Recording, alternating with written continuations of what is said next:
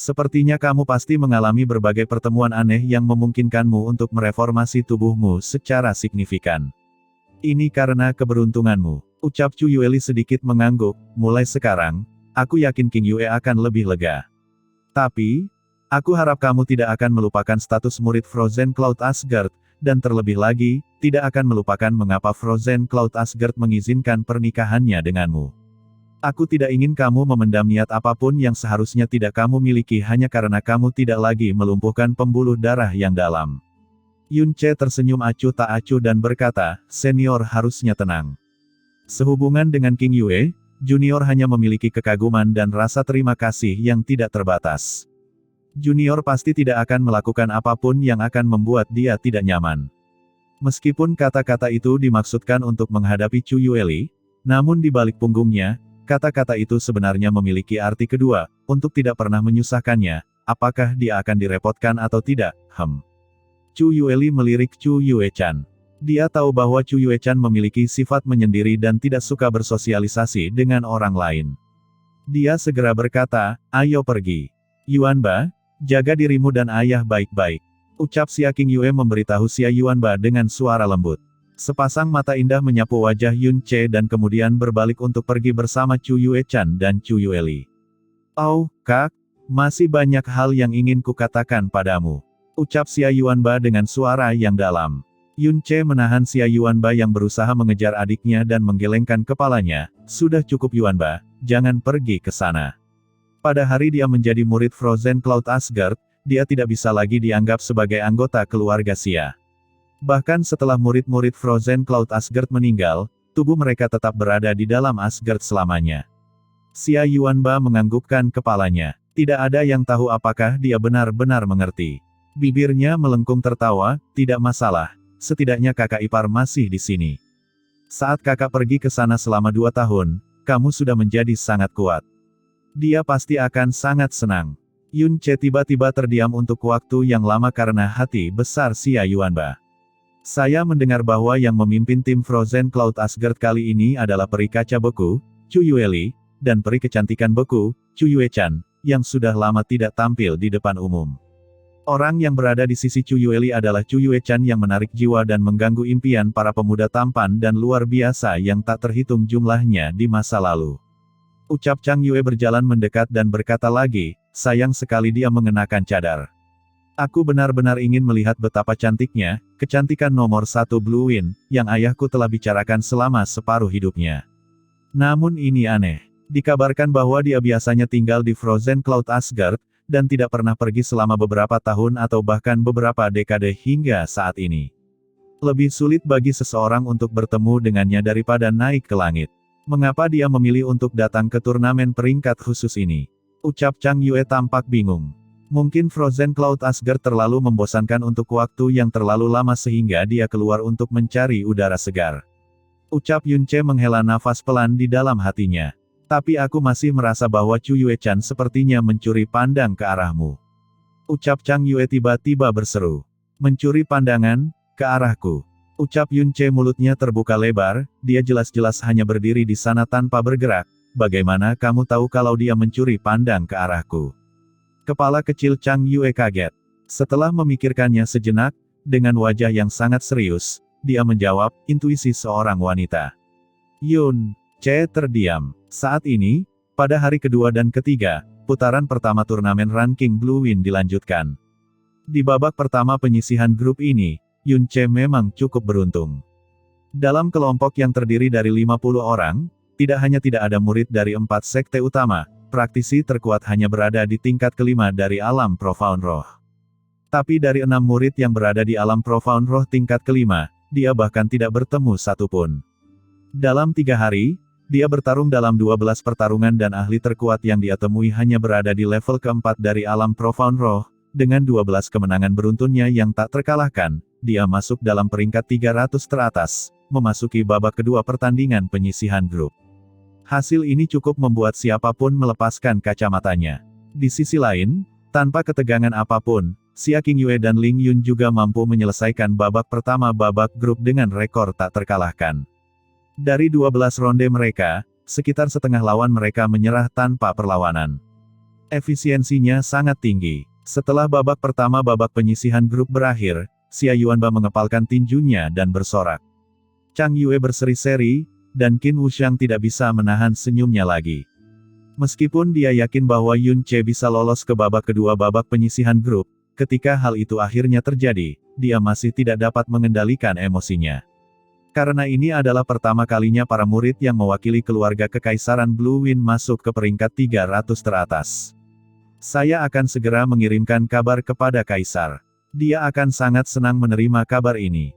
Mungkin jika suasana hatinya membaik maka kesehatannya mungkin akan membaik, kata Qin Wuxiang dengan cara yang sangat emosional. Tanpa menunggu lebih jauh, dia menemukan sudut untuk mengirimkan berita kepada Kaisar. Ini sungguh luar biasa, adik Yun. Kamu telah membuat rekor peringkat baru untuk murid yang mewakili keluarga Kekaisaran. Setelah ayah menerima kabar ini, dia pasti akan sangat bahagia. Jika kamu dapat mencapai peringkat 100 teratas, bahkan jika ayah harus kembali ke surga, dia dapat melakukannya tanpa penyesalan. Adik Yun, saya dengan tulus berterima kasih. Ucap Chang Yue, wajahnya memerah. Dia dengan lembut memegang tangan Yun Ce, alisnya melengkung menjadi 2 bulan sabit yang indah.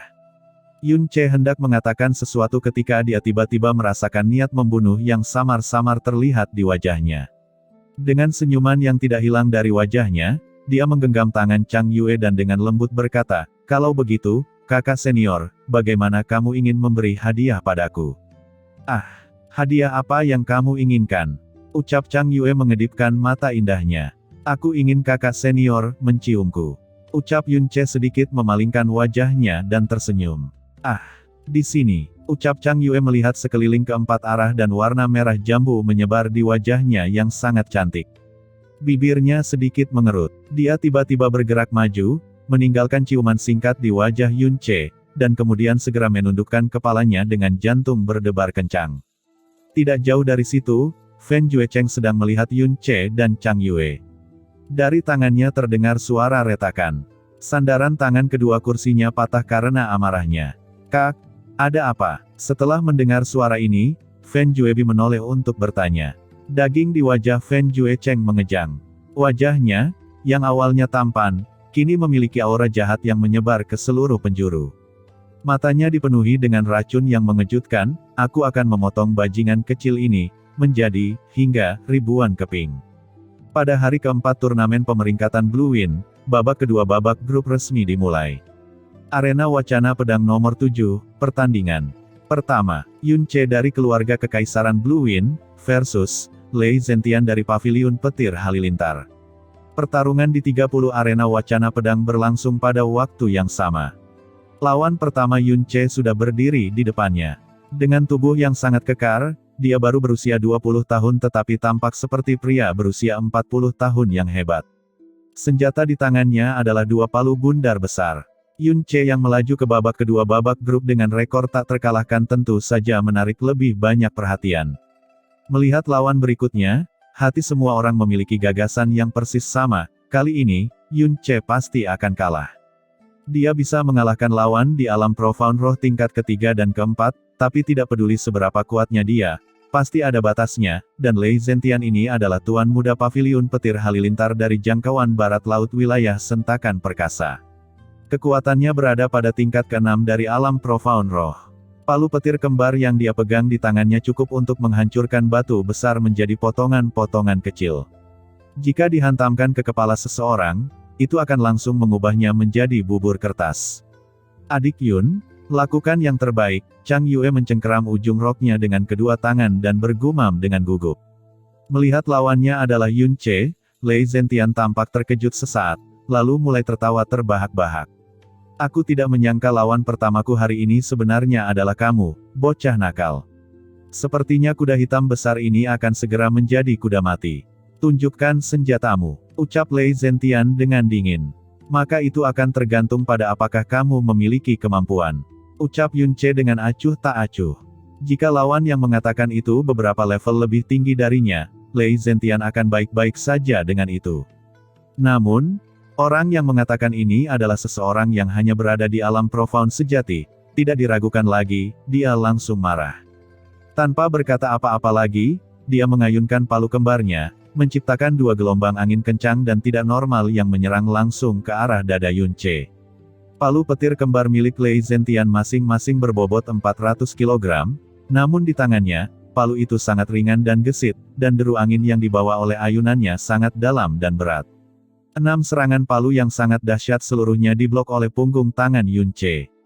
Suara dentuman yang terkonsentrasi itu sama sekali tidak seperti suara benturan antara palu yang berat dan tubuh manusia, dan lebih seperti suara palu yang berat yang menghantam batu. Ketika 6 pukulan ini mendarat, keterkejutan muncul dari ekspresi Lei Zentian.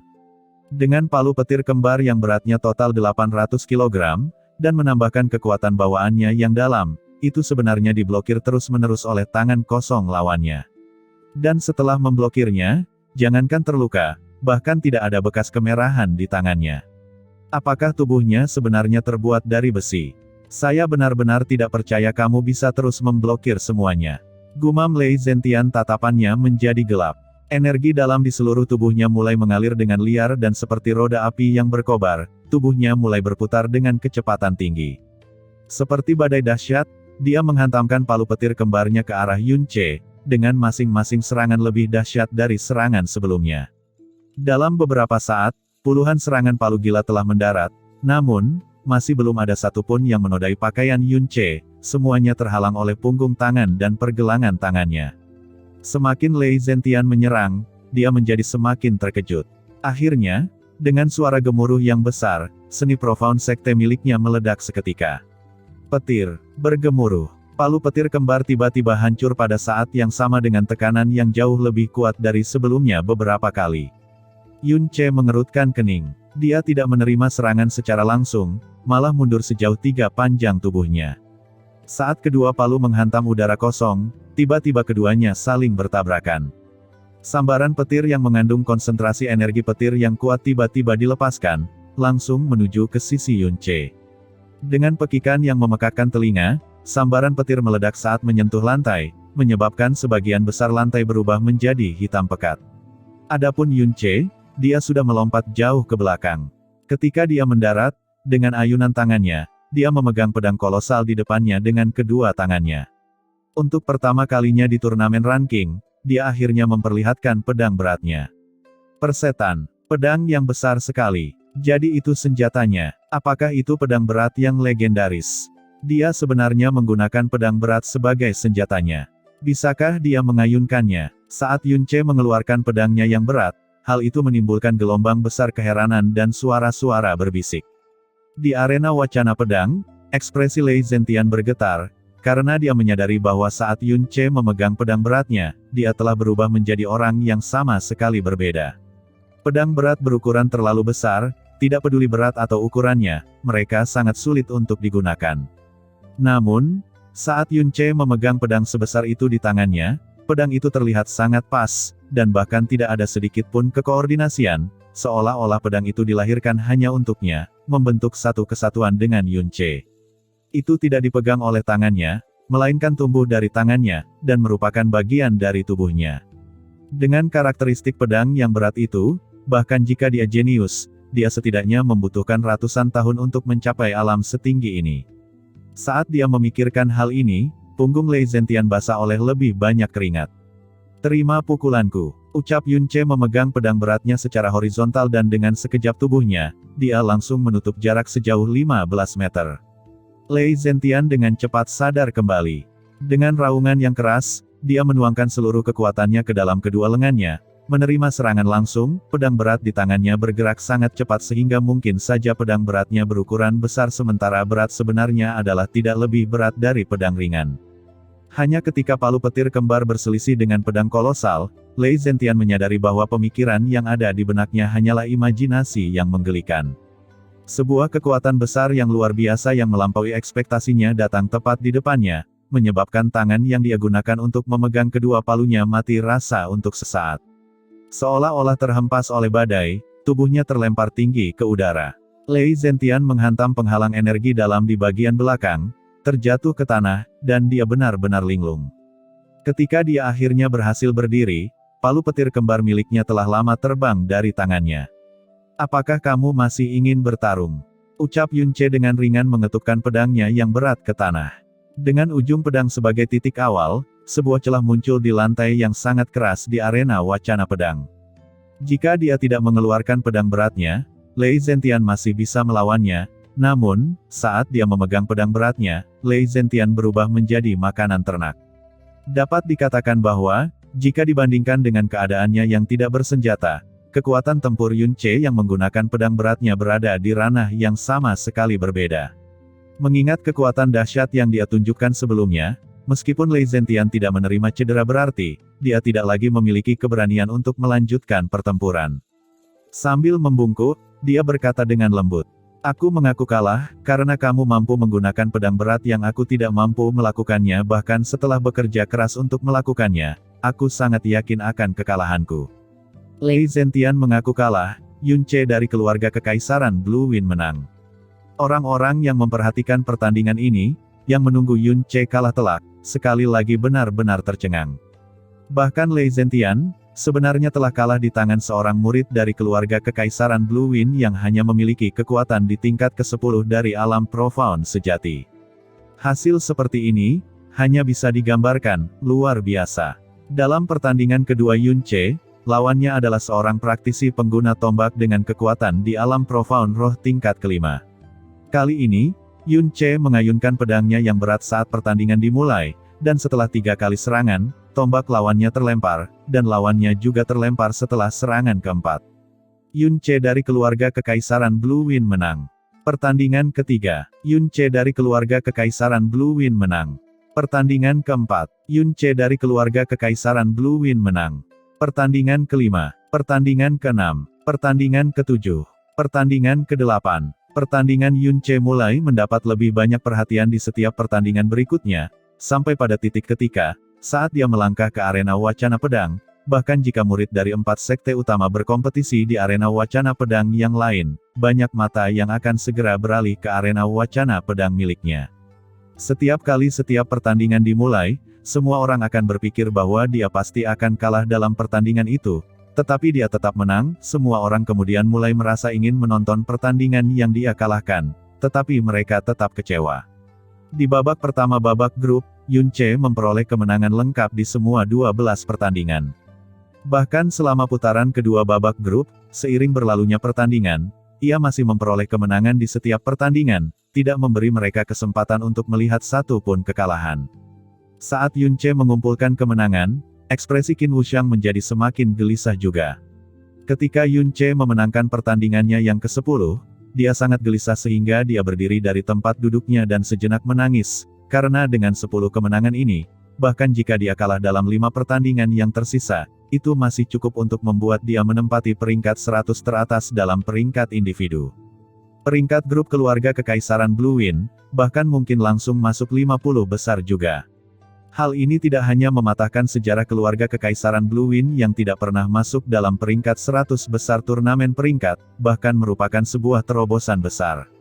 Menutup bibirnya dengan kedua tangannya, pipi Chang Yue juga berlinang air mata.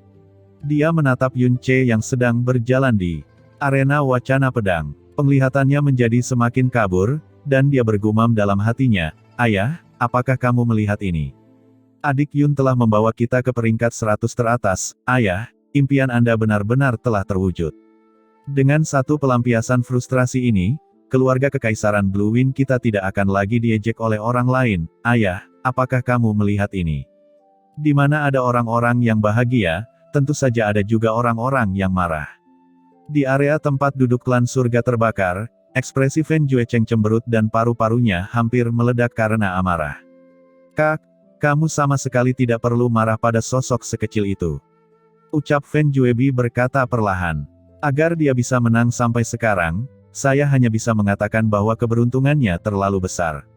Di pertandingan grup kecil set pertama, dia pada dasarnya dimasukkan ke dalam grup dengan kekuatan rata-rata terlemah, dan di pertandingan grup set kedua ini, hehe, apakah kamu melihat semua lawan sampah yang dia temui? Hingga saat ini, lawan terkuatnya hanya berada di alam profound roh tingkat ke-6. Jika dia bertemu dengan murid manapun dari 10 sekte teratas, dia akan dihancurkan begitu keras hingga ibunya sendiri tidak mampu mengenalinya." "Hah?" Fen Juecheng memberinya tatapan tajam. "Ketika kamu berada di alam profound sejati tingkat 10, apakah kamu mampu mengalahkan lawan di alam profound roh tingkat ke-6? Fen Juebi sesaat kehilangan kata-kata, dan kemudian, dia hanya mencibir bibirnya, kalau dibilang seperti itu, maka dia memang aneh. Tapi saat ini, saya sangat ingin melihatnya terus menang, sampai dia masuk 32 besar. Hehe, jika dia benar-benar mencapai 32 teratas, memasuki pertandingan eliminasi, dan sayangnya ditandingkan dengan saya, hehehe, ucap Fen Juebi menjilat bibirnya, ekspresinya menunjukkan senyuman seperti ular berbisa, aku punya cara untuk mengubah orang aneh ini menjadi sampah. Kegembiraan karena secara pribadi menghancurkan seorang jenius tingkat aneh, kakak, kamu juga mengetahuinya, itu adalah sensasi luar biasa yang tidak dapat dijelaskan. Angin bertiup kencang di malam yang gelap gulita.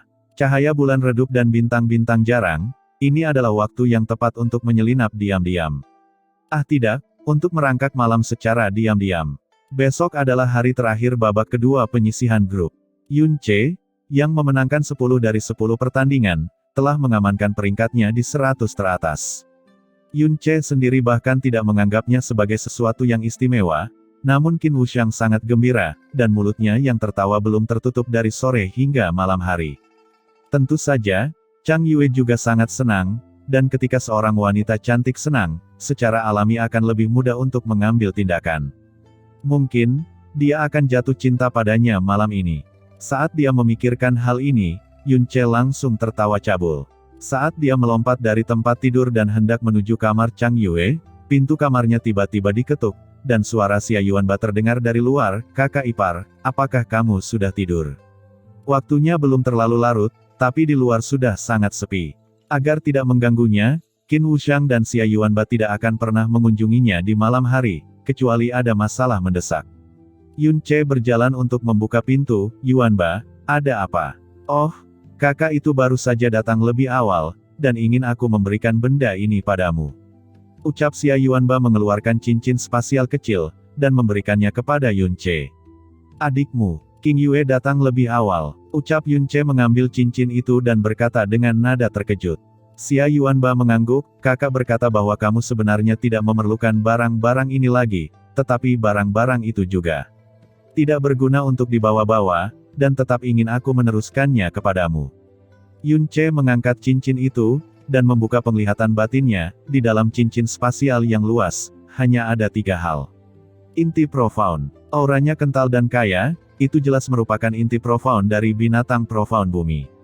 Sepotong kristal seukuran kepalan tangan yang tampak seperti kristal es berwarna ungu, secara mengejutkan itu adalah kristal surgawi berurat ungu. Dan ditanam di dalam botol giok transparan, terdapat rumput eksentrik dengan batang bengkok, 7 daun tajam dan panjang, serta 7 warna cemerlang yang mengalir ke seluruh tubuhnya. 7 rumput permata profound. Gumam Yun Che, hatinya bergetar hebat. 7 rumput permata profound, kristal surgawi berurat ungu, inti profound dari binatang profound bumi. Ini jelas merupakan 3 hal yang telah dia sebutkan kepada Xia King Yue saat itu, yang dapat digunakan untuk menyembuhkan pembuluh darahnya yang lumpuh pada suatu waktu. Yun Che mengangkat kepalanya, dan bertanya dengan nada mendesak, sudah berapa lama sejak King Yue pergi? Dia baru saja pergi beberapa saat yang lalu. Kakak ipar, kamu ingin? Sebelum Xia Yuanba selesai berbicara, Yun Che sudah bergegas keluar seperti embusan angin, dan langsung menghilang di depan mata Xia Yuanba. Xia Yuanba berdiri di depan pintu kamar, menggaruk kepalanya dengan wajah polos, dan bergumam dengan suara kecil, haruskah aku memberitahu kakak ipar tepat ketika kakak datang? Setelah keluar dari halaman, Yun Che berhenti sejenak, dan merasakan sisa aura sedingin es dengan inderanya yang sangat tajam. Mengikuti arah yang dituju oleh aura sedingin es, Yun Che melaju dengan kecepatan penuh, dan mengejar dengan liar. Tidak lama kemudian, di bawah tirai malam yang gelap gulita, sosok anggun dengan pakaian berwarna salju muncul di pandangannya. Dia memperlambat langkahnya, dan dengan cepat berteriak, King Yue. Suara yang datang dari belakang membuat Xia King Yue menghentikan langkahnya. Dia diam-diam berbalik, dan matanya bertemu dengan Yun Che yang mengejar ke sini. Sehubungan dengan pengejaran Yun Che, dia tampaknya tidak terlalu terkejut. Matanya yang menawan tidak goyah, dan suaranya lembut dan tenang, apa yang dicari Tuan Yun dari King Yue ini? Bentuk sapaan, Tuan Yun, membuat sudut mulut Yun Che sedikit kram. Dia membuka mulutnya dan bertanya, King Yue istriku, aku ingin bertanya padamu, surat nikah kita yang kuberikan padamu hari itu, apakah masih ada? Xia King Yue mengangkat tangannya yang seputih salju, dan dengan lembut mengelus cincinnya. Selembar surat nikah yang datar dan tidak rusak yang dilindungi dengan cermat di dalam kristal tak berwarna diambil olehnya. Dengan gerakan mengangkat tangannya, akta nikah terbang ke arah Yun Che, dan mendarat di tangannya, dan lembaran kertas ini, justru merupakan akta nikah antara dia dan King Yue yang sempurna tanpa cacat dan tidak rusak. Semacam emosi tergerak tanpa kata yang muncul di hati Yun Che. Keberadaan surat nikah ini, mungkin tidak dapat membuktikan bahwa Xia King Yue benar-benar mempunyai perasaan terhadapnya, namun membuktikan bahwa setelah hari kepergiannya, dia melindungi harga diri terakhirnya dengan sekuat tenaga. Setidaknya, ketika suaminya berada dalam situasi yang berbahaya, dia sebagai seorang istri tidak memanfaatkan kesempatan tersebut untuk meninggalkan suaminya, namun justru telah menjalani bagian paling suci dari tugas seorang istri. Adanya akta nikah ini, sekaligus memberitakan bahwa mereka selama ini adalah suami istri, termasuk saat ini.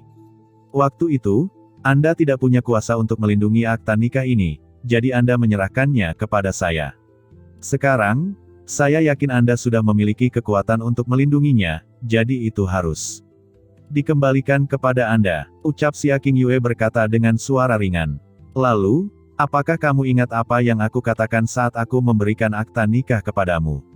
Ucap Yun Che bertanya dengan suara yang sangat pelan sambil dengan hati-hati menyimpan surat nikah. Xia King Yue terdiam. Saat itu saya berkata, jika kamu masih ingin terus menjadi istriku, maka lindungi, jika kamu ingin mendapatkan kebebasan penuh, hancurkan saja. Saat dia berbicara di sini, Yun Che tertawa mengejek, sebenarnya, ketika aku pergi hari itu, aku selalu berpikir bahwa pilihanmu adalah untuk menghancurkan akta nikah. Sebab, tidak peduli apakah itu untuk janji ayahmu, atau untuk membayar hutang budi kepada Paman Xiao Ying, orang yang harus kamu nikahi adalah putra Xiao Ying. Namun, kamu sudah tahu bahwa aku bahkan bukan putra Xiao Ying sama sekali, dan hanyalah bajingan yang diangkat di mulut mereka. Kamu bisa saja menghancurkan akta nikah, serta nama kita sebagai suami istri dengan cara yang baik dan benar, lalu dengan bersih masuk ke Frozen Cloud Asgard. Mengapa kamu memilih untuk melindungi akta nikah ini? Mata menawan Xia King Yue menatap lurus ke arah mata Yun Che, dan tidak memiliki sedikit pun niat untuk menghindari apapun. Ekspresi tatapannya benar-benar tenang dan dia berkata, King Yue tidak bisa menjawab pertanyaan ini. Kenapa kamu tidak bisa menjawab? Ucap Yun Che buru-buru bertanya. Xia King Yue berkata pelan, karena apa yang dipikirkan King Yue saat itu, kini sudah terlupakan. Mungkin karena nasib kita sebagai suami istri belum tamat. Saat dia mengucapkan kata-kata, nasib sebagai suami dan istri, beberapa kata yang seharusnya membawa rasa sentimen, diucapkan dengan acuh tak acuh, dan tanpa sedikit pun emosi yang melayang. Dan ketidakpedulian semacam ini, membuat Yun Che merasa tidak nyaman karena tercekik. Xia King Yue di masa lalu seperti teratai es yang terletak di gunung salju.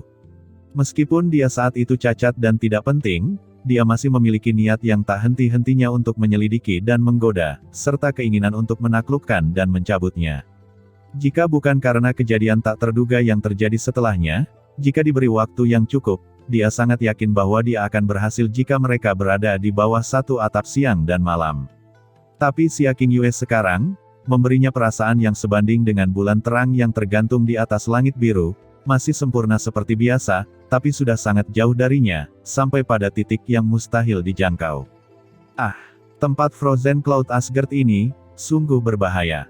Saat dia memikirkan tentang bagaimana Chu Yue-chan, yang telah tinggal bersamanya selama 5 bulan, masih pergi dengan tegas bahkan setelah making love, seiring dengan perubahan pada Xia King Yue, hati Yun Che langsung mendidih dengan dorongan untuk menghancurkan Frozen Cloud Asgard. Menikmati begitu banyak keindahan tiada taraf, namun mengubahnya menjadi makhluk dunia lain yang tidak ternoda oleh hasrat dunia, itu sebenarnya adalah tempat di mana semua manusia, tidak peduli manusia atau dewa, akan marah di dalam hati mereka. Dada Yun Che naik dan turun. Setelah menenangkan pikirannya, dia berkata dengan nada damai, terima kasih telah menemukan 7 rumput permata profound, inti profound binatang profound bumi, dan kristal surgawi berurat ungu. Saya tahu meskipun Frozen Cloud Asgard menemukan ketiganya dalam waktu 1,5 tahun tidak akan semudah itu. Terlebih lagi, Kamu hanyalah murid baru. Tidak perlu berterima kasih, suara Xia Qingyue terdengar ringan namun anggun, dibandingkan dengan keinginanmu untuk membuka semua nadi gaibku, ini tidak bisa dianggap banyak. Aku membuka pintu nadi gaibmu, itu hanya mengeluarkan beberapa tetes keringat. Namun menemukan semua hal, ini untukku, tidaklah sesederhana hanya mengeluarkan beberapa tetes keringat. Namun, aku memang tidak seharusnya mengucapkan terima kasih, karena kita adalah suami istri. Ucap Yunce sedikit tersenyum. Xia Qingyue tertegun. Bolehkah aku menanyakan 3 pertanyaan padamu? Ucap Yunce berkata dengan ringan. Silahkan bertanya. Ucap Xia Qingyue tidak menolak. Yunce perlahan menarik napas dan bertanya, di Frozen Cloud Asgard, apakah kamu hidup dengan baik? Sangat baik, Nyonya Asgard, guru senior, guru junior, serta semua suster junior dan senior semuanya memperlakukan saya dengan sangat baik. Ucap Xia Qingyue menjawab dengan sangat singkat. Itu bagus sekali. Ucap Yunce mengangguk. Pertanyaan kedua. Aku sudah lama ingin mengetahui jawaban ini. Namun, pada saat itu, kamu tidak memberitahuku, aku ingin tahu, ketika kita menikah, sebenarnya di level manakah kekuatanmu berada? Kali ini, Xia Qingyue tidak menolak dan langsung menjawab, ketika saya berumur 12 tahun, saya bertemu guru. Pada usia 13 tahun, saya menerobos alam profound dasar, dan melangkah ke alam profound yang baru lahir. 14 tahun, saya memasuki alam profound sejati.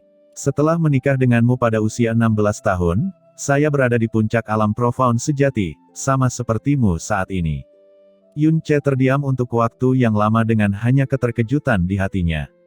Jadi begitulah adanya. Saya kira guru Anda takut bahwa kekuatan mendalam Anda terlalu mengejutkan secara universal, jadi dia menggunakan semacam metode untuk membantu Anda menutupinya dan membiarkan aura kekuatan profound Anda hanya berada pada tingkat ke-10 dari alam profound dasar.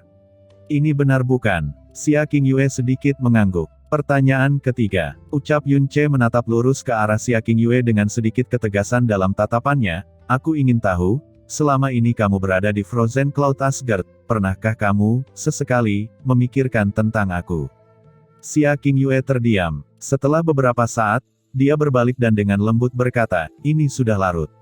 Masih ada pertandingan besok, sebaiknya istirahat lebih awal. Qingyue juga harus kembali sekarang. Ketika dia selesai berbicara, tanpa menunggu jawaban Yunce, dia sudah menjauh dengan langkah ringan. Setelah pakaiannya yang bersalju mulai melayang ringan, sosoknya sudah bergerak semakin jauh dengan langkah cepat, tanpa ragu sedikit pun. Yunce tidak mengejarnya. Dia menghirup udara dan dengan lembut berteriak dengan suara yang cukup keras untuk didengarnya, lusa, aku pasti akan memasuki 32 pertarungan peringkat terakhir. Jika kita bertemu di babak 32, kuharap kamu tidak meremehkanku. Suaranya perlahan menyapu keluar dan siluet Xia Qingyue sudah menghilang dari pandangannya.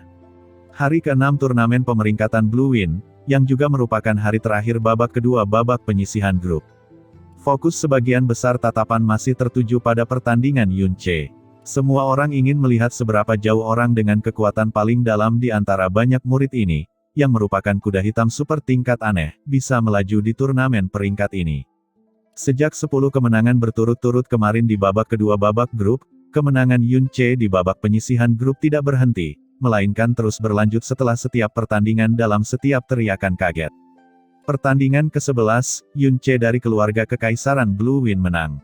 Qin Wuxiang dengan erat mencengkeram kedua tangannya dalam kegembiraan, ingin melambaikan tangannya ke udara dan berteriak keras tanpa keanggunan sedikitpun. Pertandingan ke-12, Yunce dari keluarga Kekaisaran Blue Wind menang. Qin Wuxiang berdiri dengan gembira dengan bibir gemetar. Saat kedua tangannya gemetar, seolah dia tidak tahu di mana harus meletakkannya. Pertandingan ke-13, Yunce dari keluarga Kekaisaran Blue Wind menang. Bahkan janggut hitam Qin Wuxiang mulai bergetar saat dia terus mengulangi dirinya sendiri, 50 teratas, 50 teratas, 50 teratas. 50 teratas dalam peringkat individu adalah posisi yang bahkan tidak berani dia harapkan. Keinginan lamanya sama dengan keinginan Chang Wanhe, dan dia hanya berharap peringkat kekuatan mereka berada di peringkat 100 teratas. Dan sekarang, Yunce sendiri, telah membiarkan seluruh keluarga kekaisaran mendapatkan pangkat yang begitu tinggi sehingga tidak diketahui berapa kali lebih tinggi dari tujuan awal mereka. Dia bisa membayangkan betapa bersemangatnya perasaan Chang Wan-he ketika dia menerima berita tentang ini. Pertandingan ke-15, yang juga merupakan pertandingan terakhir, Yun Che dari keluarga kekaisaran Blue Wind menang. Murid yang bersaing dari keluarga kekaisaran Blue Wind, Yun Che, babak kedua babak grup, menyelesaikan kemenangan di semua 15 pertandingan, langsung maju ke babak penyisihan besok. Wasit menyatakan pencapaian ini dengan rasa takjub yang tak tertandingi ketika melihat Yun Che, 15 kemenangan berturut-turut. Dalam turnamen pemeringkatan sebelumnya, meskipun hanya ada sedikit murid di luar 4 sekte utama yang telah mencapai hal ini, bukan berarti tidak ada seorang pun yang belum pernah melakukannya. Tapi, memperoleh 15 kemenangan berturut-turut dengan kekuatan besar di tingkat ke-10 alam profound sejati. Satu kalimat muncul dengan liar di dalam hati wasit, lelucon kosmik macam apa ini? Apakah saya sudah gila atau seluruh benua sudah gila? Selain Yun Che, Xia Qingyue, Ling Yun, Fen Jin, Xiao Kuanglei, dan murid-murid lain dalam 4 sekte utama juga menyelesaikan dengan kemenangan penuh di babak kedua babak grup, yang berarti bahwa mereka juga bisa langsung melaju ke babak penyisihan besok. Sungguh hasil yang tidak terduga. Awalnya aku mengira aku sudah melebih-lebihkannya, tapi aku tidak menyangka kalau aku masih terlalu meremehkannya. Dia benar-benar masuk 32 besar dengan penampilan gemilang.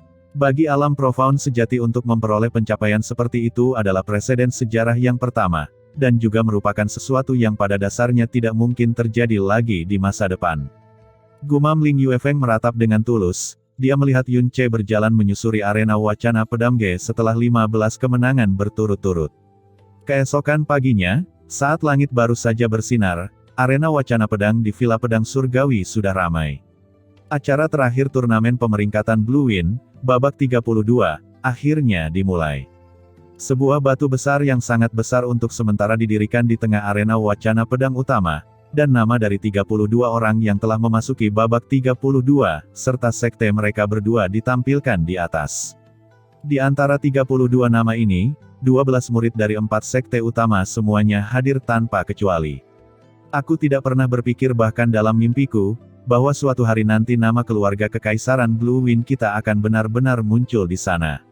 Melihat batu besar yang sangat besar di arena, kulit Qin Wuxiang benar-benar membawa kesalehan yang mendalam di dalam. Dia sangat bersemangat sampai tidak bisa tidur sama sekali tadi malam, dan juga datang ke sini pagi-pagi sekali. Perasaan gembiranya tidak dapat ditekan apapun yang terjadi. Setiap nama di batu yang dalam lebih menakjubkan dari yang terakhir, dan nama sekte juga lebih mencengangkan dari yang terakhir. Qin Wuxiang percaya, bahwa langkah Yun Che dalam turnamen peringkat ini akan terhenti di sini, karena tidak satu pun dari 31 yang terakhir dapat dibandingkan dengan lawan yang pernah ia temui sebelumnya. Tetapi bahkan jika dia kalah pada putaran pertama, keuntungan dari turnamen pemeringkatan ini sudah jauh melampaui ekspektasi aslinya, sudah tidak ada hal yang membuatnya tidak puas. Murid-murid yang berpartisipasi dalam putaran 32, silakan naik ke panggung dan menarik undian untuk perintah pertempuran. Hanya ada satu juri selama putaran 32, dan itu adalah Ling Wugu. Mengikuti seruan nyaring Ling Wugu, 32 orang muncul satu persatu dan mengambil nomor pertempuran mereka sendiri. Adik Yun, nomor berapa? Ini sebenarnya, nomor 1. Ucap Chang Yue mengambil plat itu di tangan Yun Che. Angka di sana, yang mengejutkan, adalah 1 yang besar. Artinya, dalam pertandingan hari ini, Yun Che akan menjadi orang pertama yang naik panggung. Jika saya yang pertama, maka saya yang pertama. Menyelamatkanku dari menunggu dengan tidak sabar. Ucap Yun Che berkata dengan acuh tak acuh. Yun Che, sudah sangat mengesankan bagimu untuk bisa memasuki babak 32. Ucap Qin Wuxiang berkata, namun, di babak 32, setiap lawan akan menjadi luar biasa.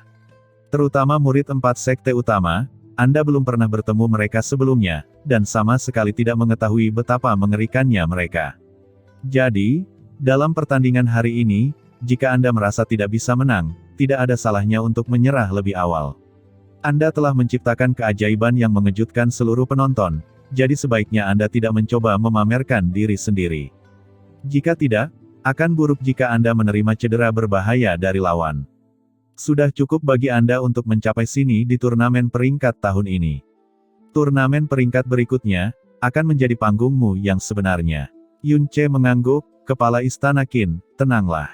Saya pasti akan maju ketika saya perlu, dan ketika saya harus mundur, saya juga tidak akan memaksakan diri tanpa berpikir panjang. Itu bagus kalau begitu, ucap Qin Wuxiang mengangguk sambil tersenyum.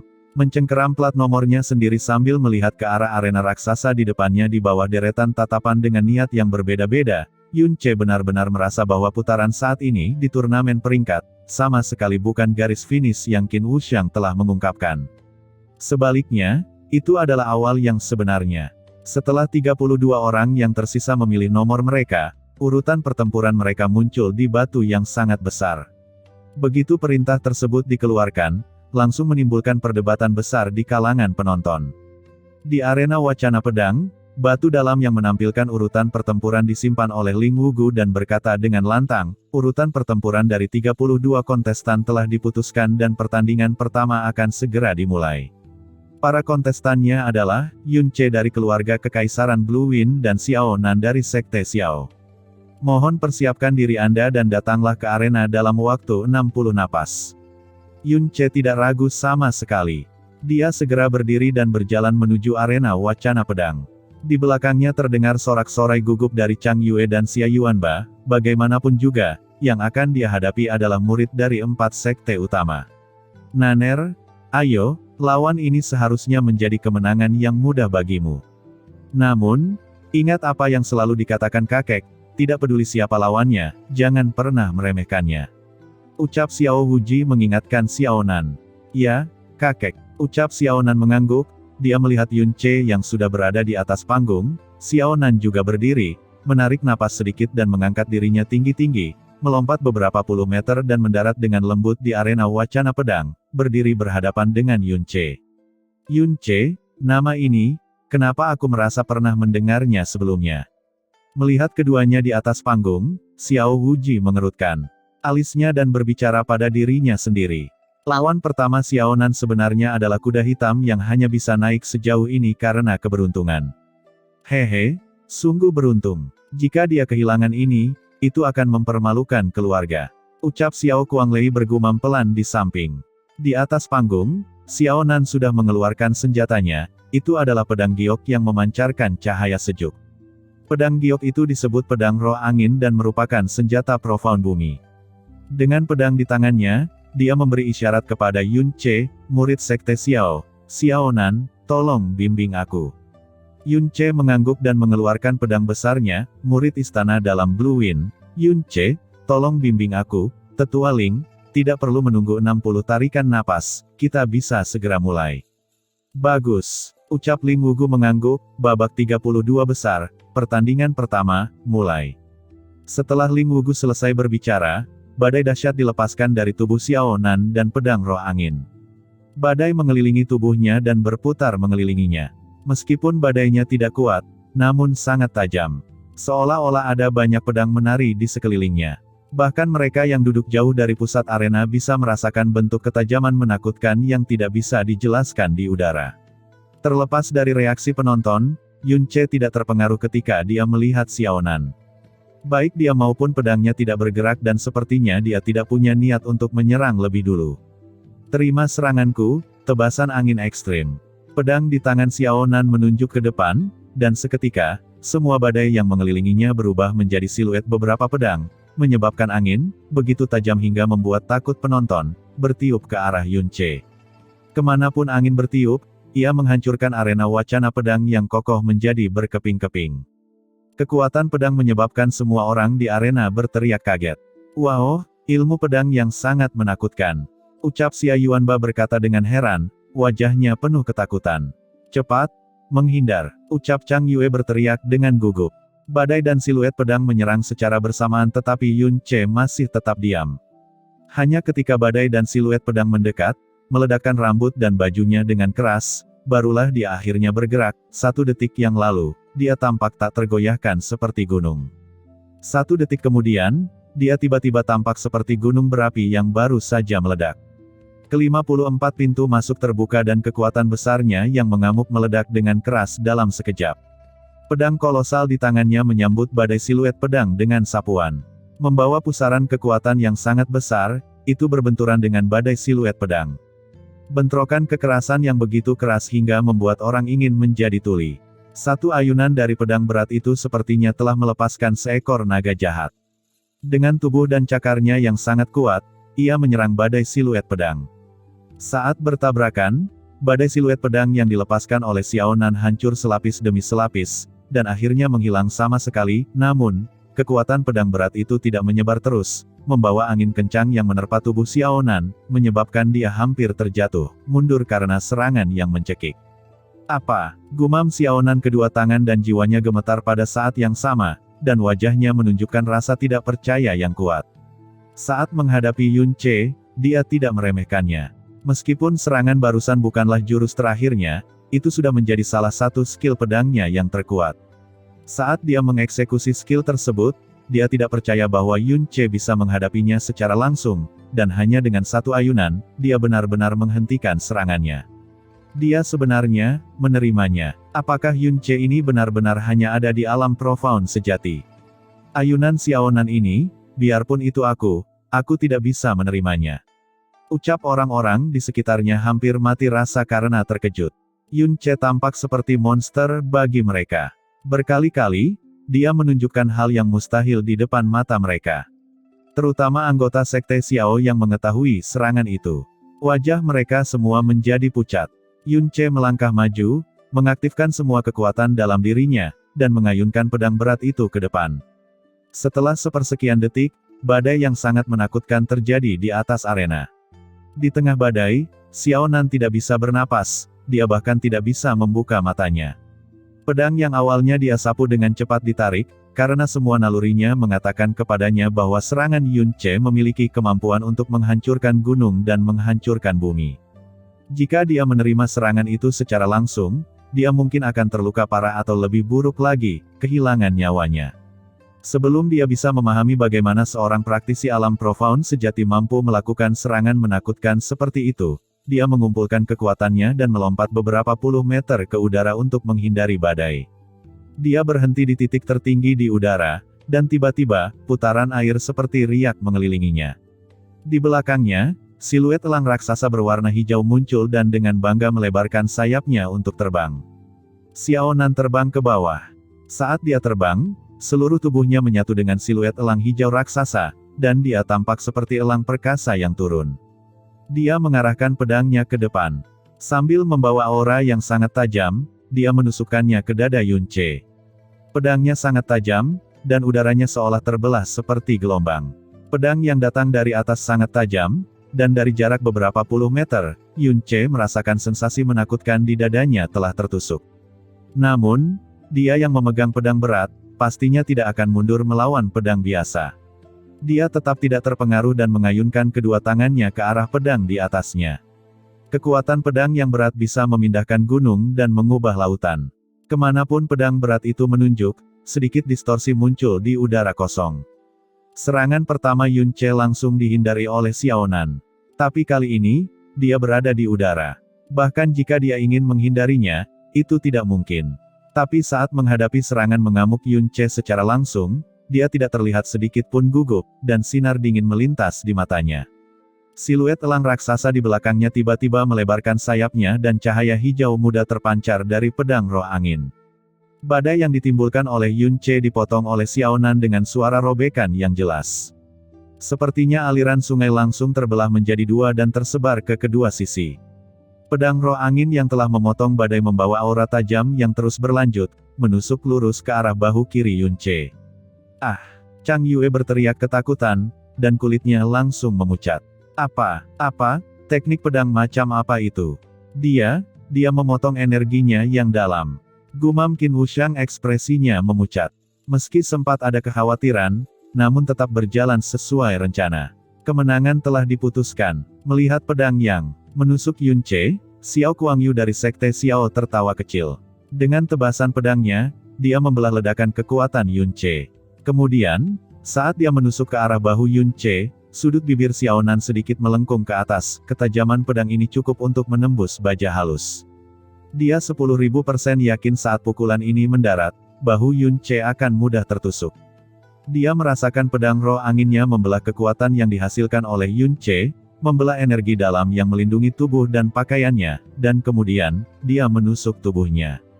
Lengkungan bibirnya perlahan membesar, namun sesaat kemudian, ekspresinya menjadi kaku sepenuhnya. Saat pedang roh anginnya menusuk dagingnya, darah berceceran dari bahu kiri Yun Ce. Namun, pedang roh angin juga terpasang pada posisi itu, dan tidak lagi mampu menembus setengah inci lebih dalam, seolah-olah daging selebar setengah jari itu, pada dasarnya adalah besi dalam berumur 10.000 tahun yang tidak bisa dihancurkan. Apa? Gumam Xiaonan sangat terkejut, seolah dia tidak bisa mempercayai persepsinya sendiri. Dan serangan balik eksplosif Yun Ce juga terjadi pada saat ini. Saat pedangnya yang berat bergerak, udara di sekitarnya dalam jarak 30 meter diaduk oleh ayunan horizontal yang kuat. Aliran udara yang deras menyebabkan bulu-bulu di seluruh tubuh Xiaonan berdiri tegak. Tanpa berpikir panjang, dia menghunus pedangnya dengan kecepatan tercepatnya, dan melompat mundur dengan seluruh kekuatannya, mundur sejauh sekitar 30 meter. Lalu, dia terengah-engah, sambil menatap bahu Yun Ce dengan ekspresi penuh keterkejutan. Di bahu kiri Yun Ce, noda kecil darah perlahan menyebar di pakaiannya, namun penyebaran ini berhenti hanya beberapa detik kemudian. Dari noda darah, lukanya tidak terlihat serius, dan lukanya sudah berhenti mengeluarkan darah sama sekali. Sudut mata Xiaonan terus bergerak-gerak. Dia hampir mengerahkan seluruh kemampuannya dalam satu serangan itu, dan senjata profound bumi bahkan telah digunakan untuk berkoordinasi dengan serangan itu.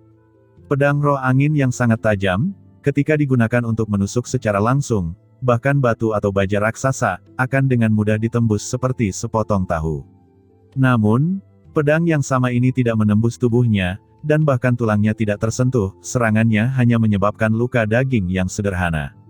Bukan hanya dia, bahkan seluruh penonton, termasuk Ling Wugu yang telah melihat keseluruhan percakapan dengan paling jelas, memiliki ekspresi yang dipenuhi rasa tidak percaya. Mereka semua secara pribadi menyaksikan serangan kekuatan penuh Xiaonan yang menembus tubuh Yun Ce.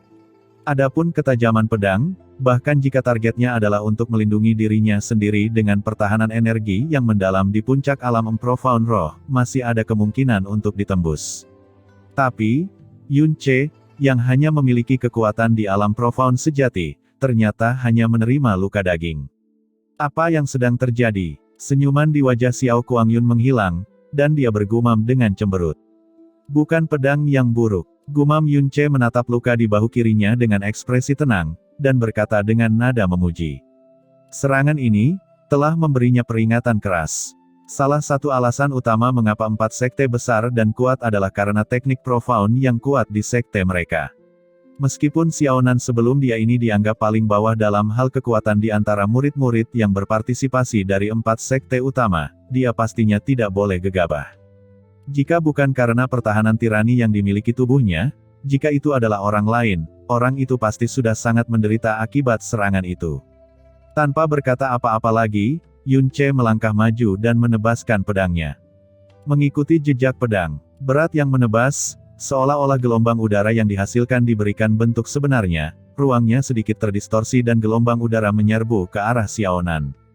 Xiaonan dengan cepat mendapatkan kembali kesadarannya dari keterkejutan sebelumnya, menatap langsung ke gelombang yang mendekat, dan menebas pedang roh anginnya secara berurutan, menghasilkan siluet pedang badai besar untuk dengan cepat menyebarkan hembusan udara yang datang.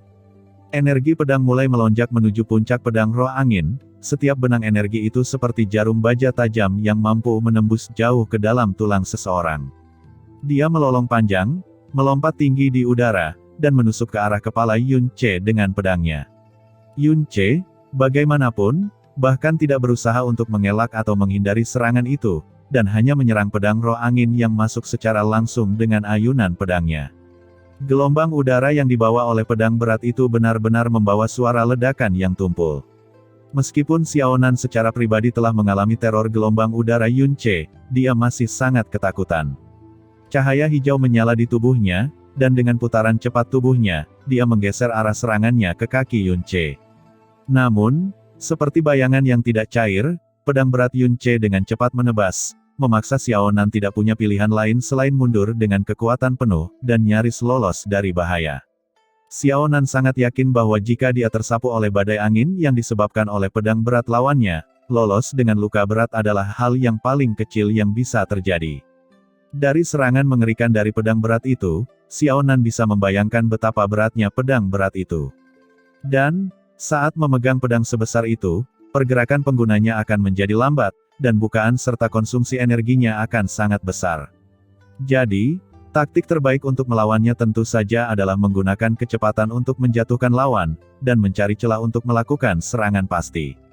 Xiao Nan menyerang puluhan kali, dan semuanya dipaksa mundur oleh salah satu ayunan santai Yun Ce.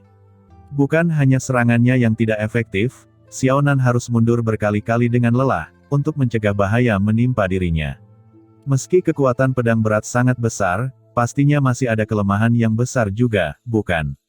Mengapa orang ini tidak memiliki satu celah pun bahkan ketika dia menggunakan pedang seberat itu, gumam Xiao Nan, dahinya basah oleh keringat.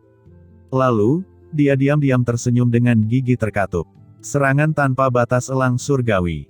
Teriak Xiao Nan melompat tinggi di udara, siluet seekor elang muncul di belakangnya, dan dengan serangan udara, dia menusuk ke arah dada Yun Ce. Ini adalah serangan yang dia gunakan sebelumnya untuk membubarkan ledakan kekuatan Yun Ce.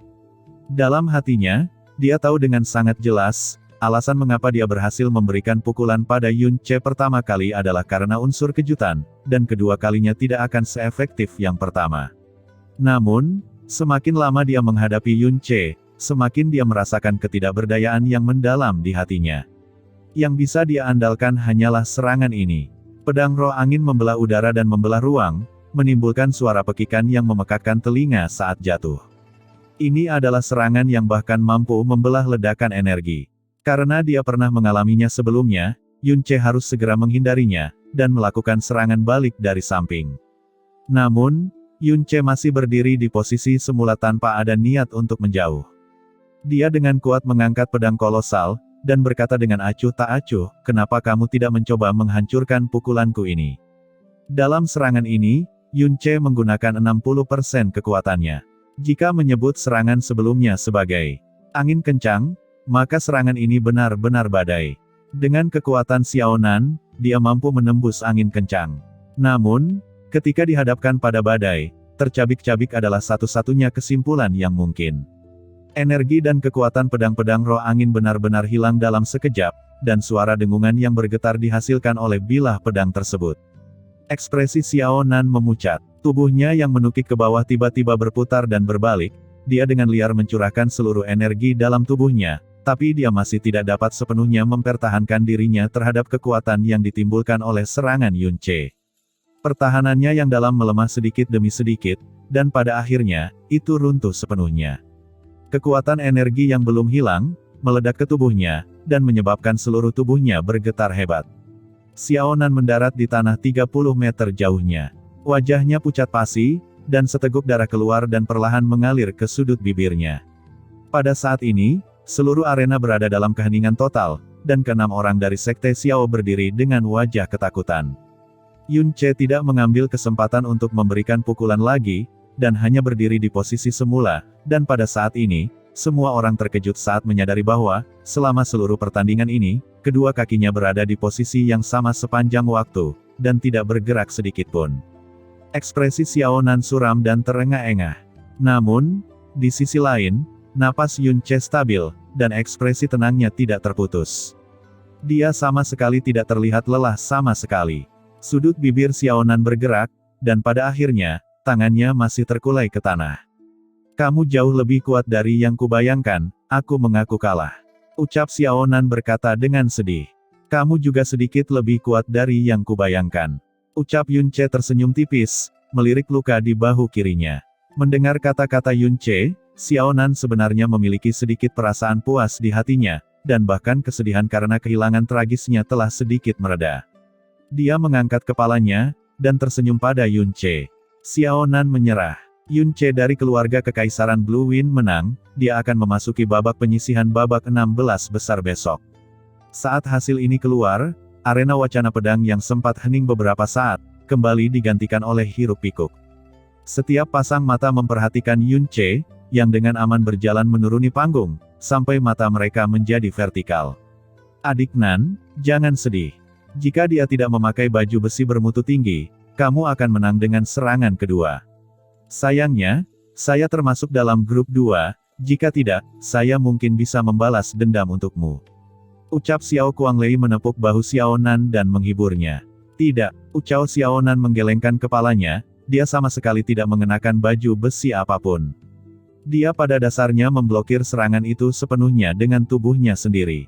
Tubuhnya, seolah-olah terbuat dari baja. Apa? Ucap Xiao Kuanglei mengerutkan kening. Dia melakukan kontak mata dengan Xiao Kuangyu, dan keduanya mengungkapkan ekspresi terkejut. Adik Yun, apa kamu baik-baik saja? Apakah lukamu berat? Saat Yun Ce turun, Chang Yue menghampirinya dengan ekspresi penuh kekhawatiran dan kecemasan. Di tangannya, dia memegang sejumlah besar obat dan pil pemulihan yang telah dia persiapkan jauh sebelumnya.